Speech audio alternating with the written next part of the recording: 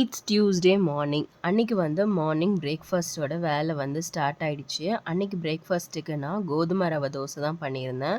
ஃபர்ஸ்ட்டே எழுந்ததுமே கோதுமையும் ரவையும் வந்து கொஞ்சம் ஊற வச்சுட்டேன். தென் வந்து அதில் தண்ணி ஊற்றி நல்லா டைல்யூட் பண்ணிவிட்டு வெங்காயம் எல்லாம் நிறைய போட்டு தாளித்து எடுத்துக்கிட்டேன். கடுகு, உளுத்தம்பருப்பு, வெங்காயம், கருவேப்பிலை இதெல்லாம் போட்டு தாளித்து மாவில் ஆட் பண்ணிவிட்டு நல்லா தண்ணியாக கரைச்சிட்டு தோசை சுட்டு எடுத்துக்கிட்டேன். அதுக்கு சைட் டிஷ்ஷாக அன்றைக்கி வந்து தேங்காய் சட்னி பண்ணியிருந்தேன். தேங்காய் தென் வந்து வெங்காயம், பச்சை மிளகாய் அதெல்லாம் போட்டு அன்றைக்கி வந்து சட்னி பண்ணியிருந்தேன். இந்த கோதுமை ரவை தோசைக்கு வந்து சட்னி பண்ணும்போது கொஞ்சம் வெங்காயம் போட்டு அரைச்சோன்னா அந்த டேஸ்ட்டு ரொம்ப நல்லாயிருக்கும். ஸோ அன்றைக்கி அதுதான் பண்ணியிருந்தேன். லஞ்சுக்கு வந்து ஒயிட் ரைஸ் தென் சாம்பார், அது கூடவே கீரை பொரியலும் பண்ணியிருந்தேன்.